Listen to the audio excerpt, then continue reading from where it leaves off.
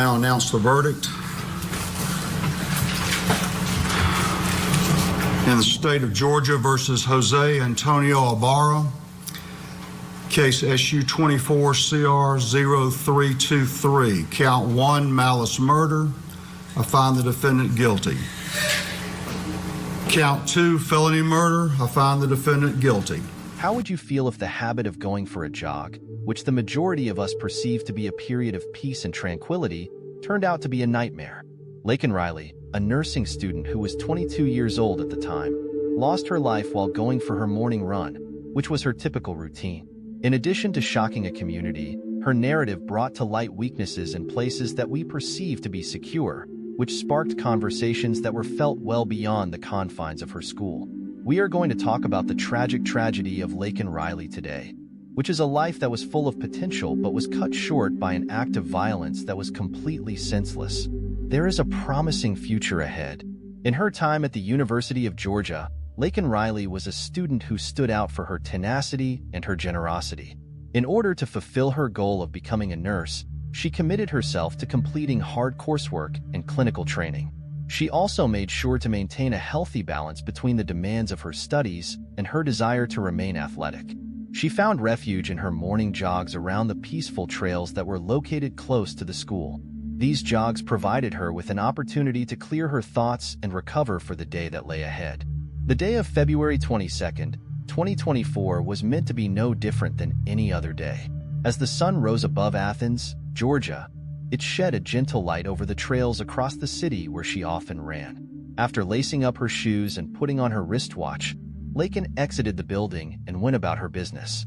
Nevertheless, she would never come back, a finding that is deeply unsettling.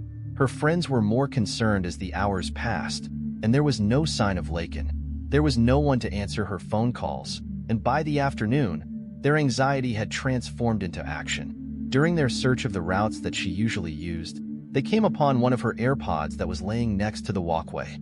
A patch of disturbed dirt was where Laken's corpse was discovered, partly disguised beneath leaves. This apparently insignificant finding led detectives to a terrifying sight. After the autopsy was performed, it was determined that Laken had died from blunt force injuries and asphyxiation. Additionally, the evidence indicated that she had battled her assailant with great ferocity. Her wristwatch had triggered its SOS feature, indicating that she was making a desperate effort to contact for assistance. DNA was discovered beneath her fingernails, and scratches were observed on her hands and arms. Where did Laken Riley come from? It is important to take a minute to recall who Laken was before we go with the research further. She was someone who could brighten up any room with her grin, and her friends referred to her as a star of optimism. Allison Phillips, Laken's mother, often remarked on her daughter's compassion and her desire to make a difference in the world via nursing. She was greatly loved by her family, particularly by her mother. Students and staff at the University of Georgia are struggling to come to terms with the loss of a member of their own cohort as a result of her terrible death, which sent shock and grief across the community. However, while they were grieving, detectives were working feverishly to identify the individual guilty for the crime. According to the investigation, almost immediately, the Athens Clark County Police Department began gathering information in order to put together the sequence of events that led up to Laken's passing. A vital piece of information was obtained from surveillance video taken in the surrounding locations. A guy who was ultimately determined to be Jose Ibarra, who was 26 years old, was seen loitering close to the route on that particular morning. Ibarra was not unfamiliar with the law enforcement community. He was a migrant who had entered the United States without proper documentation in 2022, and he had a record of committing minor felonies. Nevertheless, the evidence that was presented against him this time was devastating. The indication of mounting DNA that was discovered beneath Laken's fingernails was identical to that of Jose Ibarra. Following further forensic investigation, a connection was established between him and her phone, which had been stolen during the assault. His arms, face, and neck were covered in scratches, which indicated that he had been engaged in a violent battle.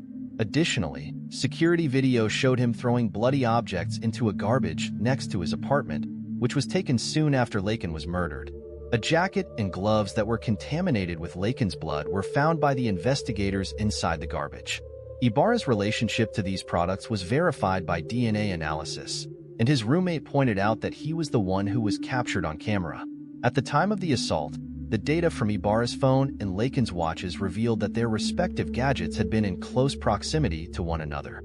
This is perhaps the most terrifying aspect of the situation.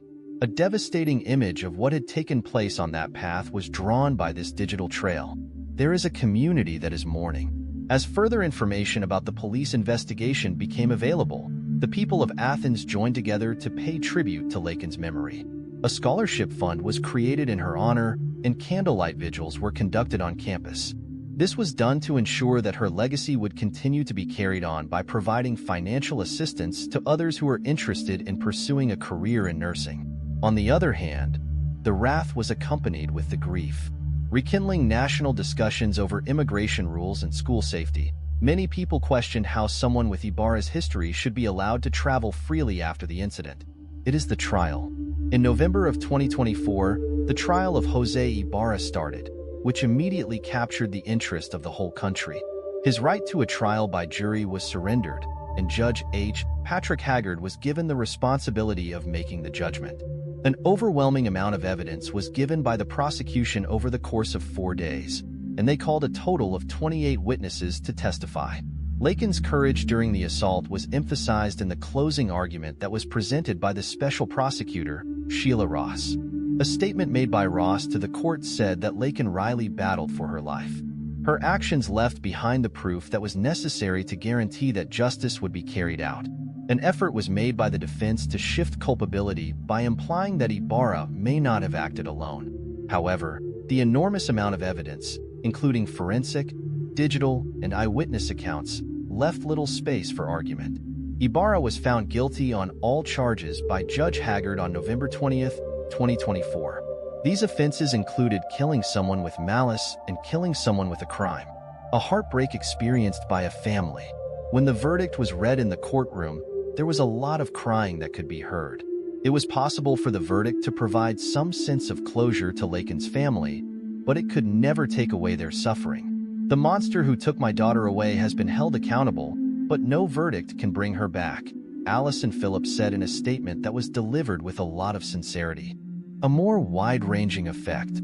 The tragedy of Laken has left an everlasting imprint not just on her village, but also on its surrounding areas. Since then, safety standards on campuses around the country have been re-examined, and new precautions have been taken to ensure the protection of students. Additionally, the case created a rallying cry for greater immigration enforcement, which attracted the attention of lawmakers as well as lobbying organizations. However, at its root, this narrative is about more than just disagreements over certain policies.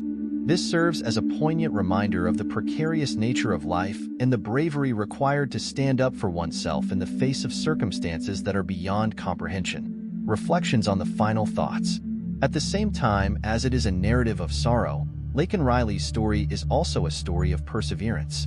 She displayed courage in her last moments, leaving behind evidence that led to the capture and prosecution of her murderer. Recalling Laken, let us show our respect for her by cherishing the people we care about and working to make our communities safer. As a conclusion, I would like to thank you for watching and wish you a pleasant evening.